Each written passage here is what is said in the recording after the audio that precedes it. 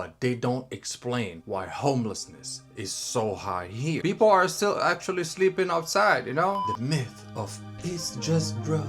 Here's the part that no one talks about. Every major American city looks like this now, and we've been told the same story over and over.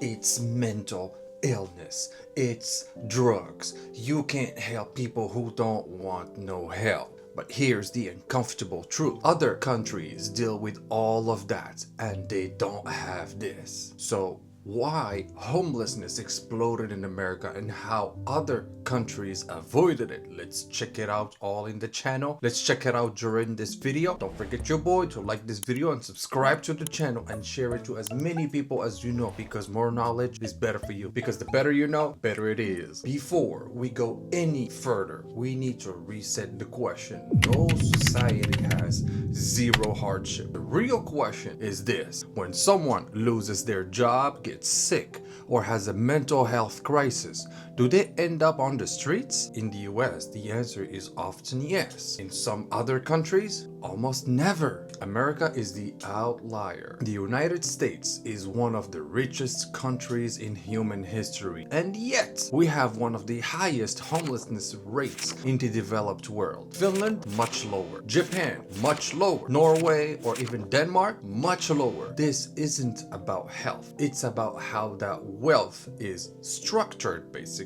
And let's go for a little city showdown. Helsinki versus LA versus New York City versus London. We'll see them all. Helsinki had a homelessness problem, and instead of arguing forever about who deserved help, they did something radical. They gave people homes. No sobriety requirement, no employment test, no moral lecture, just housing. They converted shelters into apartments, and they built public and non-profit housing. Street homelessness collapsed. And now let's talk about American cities. LA spends billions of dollars every year. New York, the same, spends billions of dollars every year. San Francisco, the same. And yet, tent keeps multiplying by the day, basically. And why? It's because almost none of that money actually creates housing fast enough. In the US, it can take years to approve a single apartment building. Zoning blocks density. Construction costs explode, and when housing is scarce, prices go insane. And we've all seen it in the country. Prices are literally through the roof. And then for London. London shows what happens when you try to help, but don't build enough homes fast enough. People bounce between temporary housing, families get pushed out of the city, and homelessness becomes permanent instability. The policy that works. Housing first works. Every serious study says so. So why doesn't the US do it at a bigger scale? Because housing first challenges a core American belief that housing should be earned. In Finland, housing is an infrastructure. In America, it's a moral test. We ask, are you sober? Are you working? Do you deserve it? And while we are debating about all of these questions, and we keep on debating and keep on debating, people are still actually sleeping outside, you know? The myth of it's just drugs. Let's address the biggest argument why homelessness is so high here.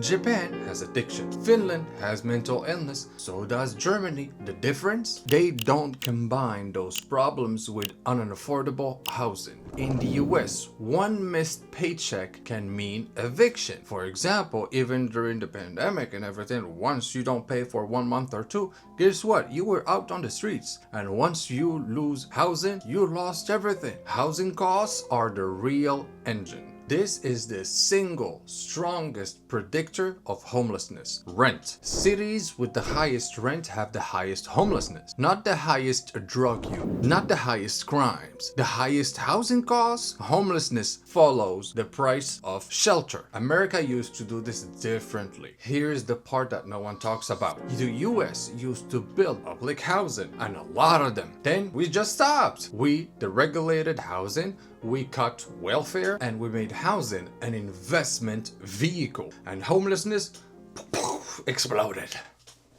Homelessness isn't inevitable, it's engineered by zoning laws, by housing shortages, by policy choices, and other countries made different choices and they got different outcomes. The question is whether the US can fix homelessness, it's whether we're willing to. That's the big question. If homelessness were unavoidable, it would look the same everywhere.